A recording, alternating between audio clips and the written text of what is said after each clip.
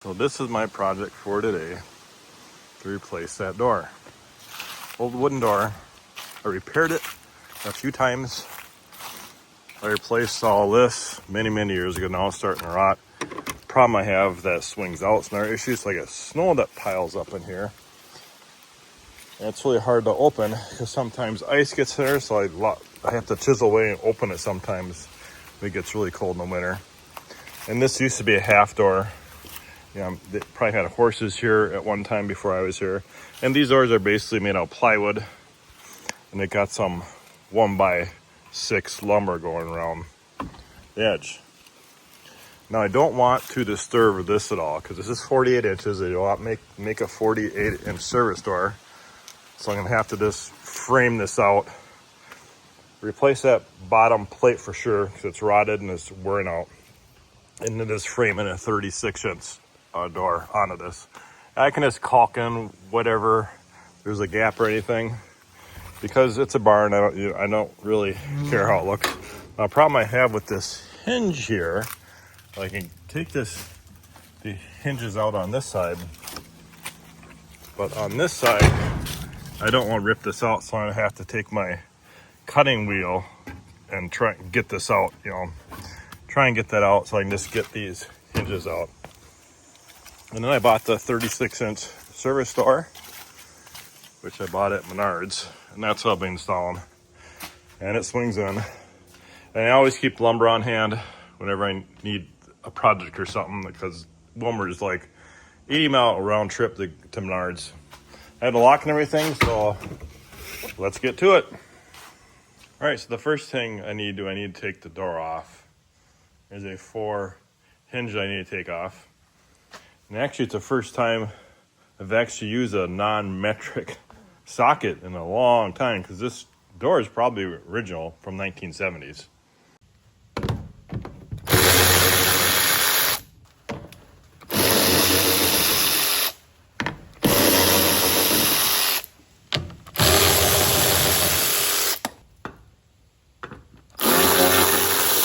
All right, we got all the bolts off. Now we got to pull these off.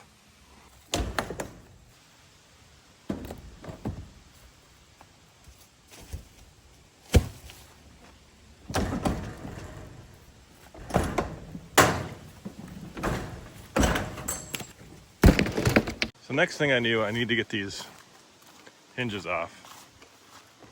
And I really don't want to, like I said, I don't want to rip this apart. So I use my cutoff saw, try and cut this out so I can just get enough to pull these hinges off. Like I said, I'm not looking, this doesn't have to be perfect, it's a barn. Just want to get this functional.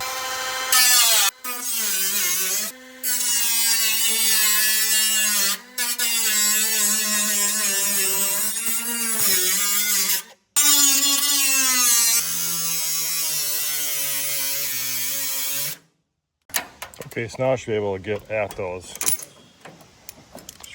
bolts here to take out.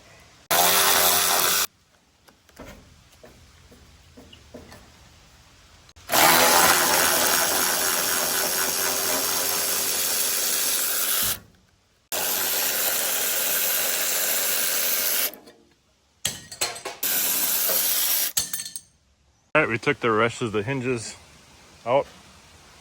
Now we're gonna rip up this bottom plate and put a new one down.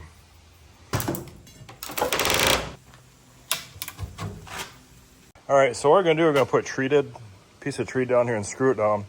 Usually anything that touches any concrete, you want treated, moisture, or if the concrete gets wet, that treated won't rot out like pine was. I'm not sure what I'm gonna do with this frame yet, if I have to move it out or add on, but I definitely want the door out a little more. Looks like I have a nail I need to cut off also. Tractor is kind of broke, so I've been using my car to haul my tools around back and forth to the house.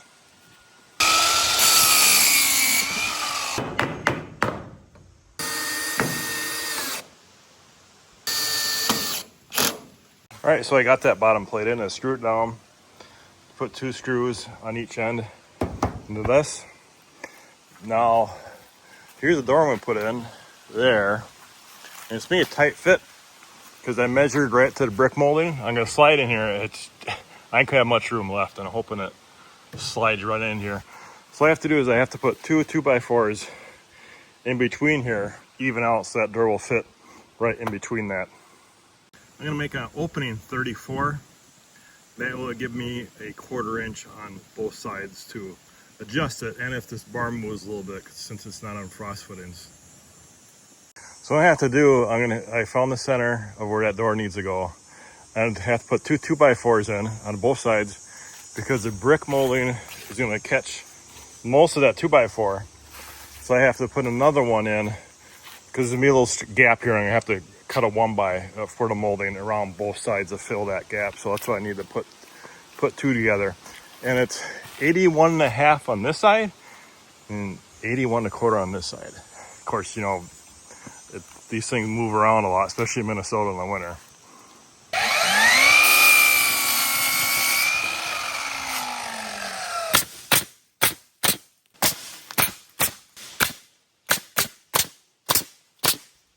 Now that bottom plate is at an angle a little bit, so we're going to trim that bottom, these 2x4s, so that they fit flush on that. This is that thing I use to get angles. I'm just going to get down there so you get our exact angle on there, what we need to cut trace that on. All right, so I end up cutting that at 8 degrees.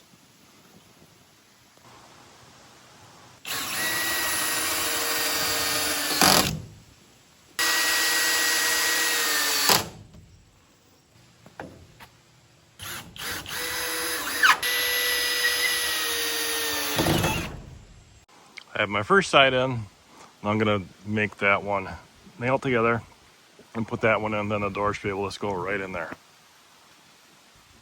Now one thing I want to make sure is these have some factory nails in it to hold this door in place at the factory when it ships. And you want to make sure and pull these out. When I was rehabbing my house in St. Paul, I actually forgot to pull these nails out when I was putting the interior door. So I attempted to put this door in, and it's hitting right at the top. So I'm going to try and take my circular saw and cut part of that top plate off so this door can get in there better. All right, so circular saw is not going to work, even if a 7/4 inch blade.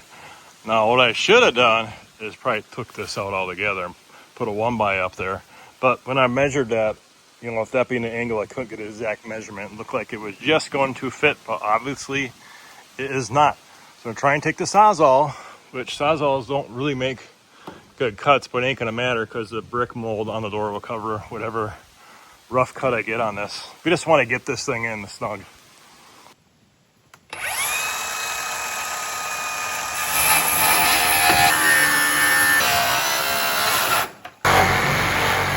All right, so we got this cut. Yeah, it's not the best. Did the circular saw on this side, get a cleanest cut I could. Then went around the other side and I took all that, the Sawzall. Now should this slide right in. When I get this door in here, I'll have to heavily caulk that some silicone on top. So what I'm gonna do, I'm gonna blow this out really good so that when I put caulk on it, will stick.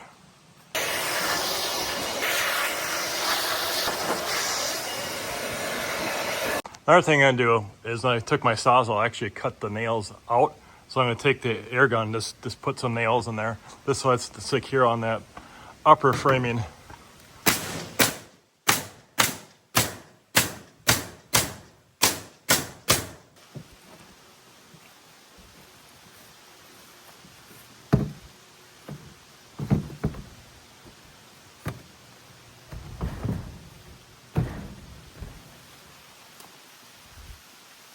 Looks pretty good from the inside. Make sure it looks square. What I'm gonna do, I'm going on the other side and it's gonna nail that brick mold 4 corners on that so it stays square. Then I can go ahead and shim this. I'm gonna be using some 10D galvanized case nails. Put one in each corner of the door through that brick molding.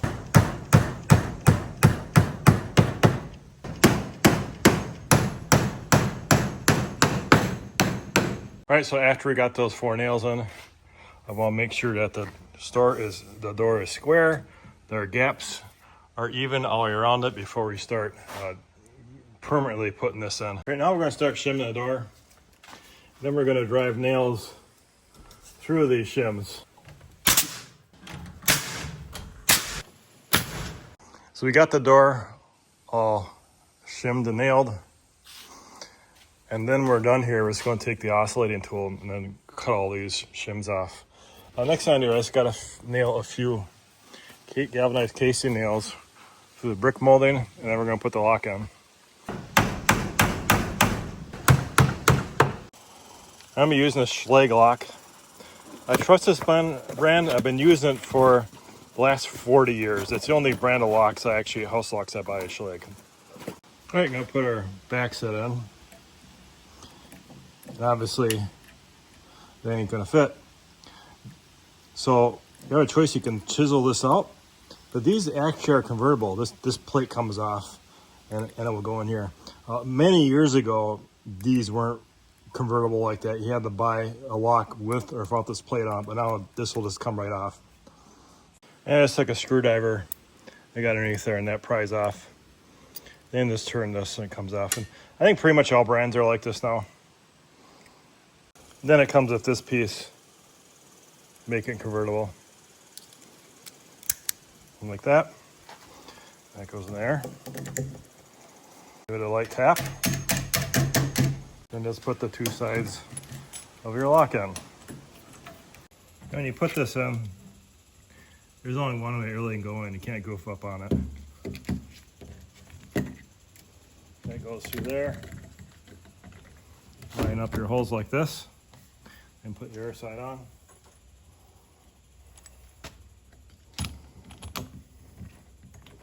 And screw it in. Then this here. And sometimes you have to chisel these out, adjust them a little bit. It looks like this is right on. Don't have to chisel nothing out. Now the test. Looks like it works. Now last thing I need to do is I need to rip a board in between here, my table saw, cover up this gap on both sides of the door. Then I'll caulk it and paint it for a different day. But I just want to get this dried today because it's supposed to be storming. I notice here I got a little gap underneath that sill plate. So what I'm going to do, I'm going to cut another 2x4 and put it underneath this.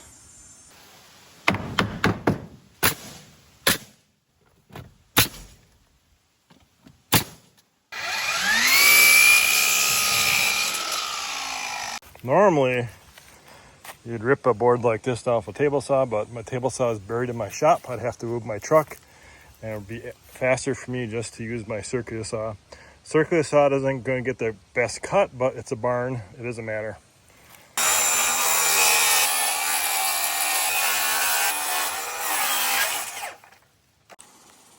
All right, we have both pieces cut. Now we just got to nail them in.